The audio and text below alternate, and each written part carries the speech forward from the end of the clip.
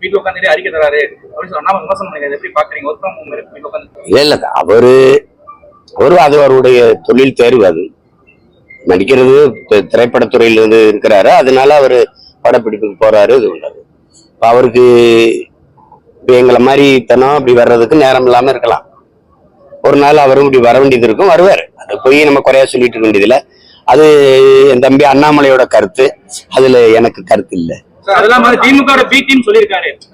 திமுக மறுபடியும் ஆட்சிக்கு வரதான் மறைமுக விஜய் அரசியல் வந்திருக்காரு. இதெல்லாம் எடுத்து சிரிச்சுட்டு போயிடணும்.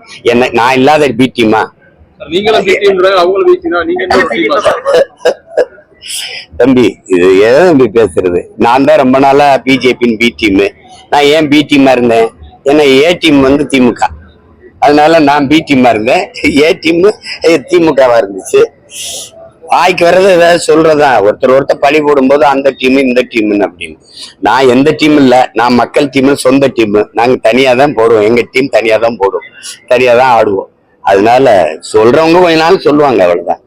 அது போய் இதெல்லாம் ஒரு சிக்கலா, இதெல்லாம் ஒரு இதா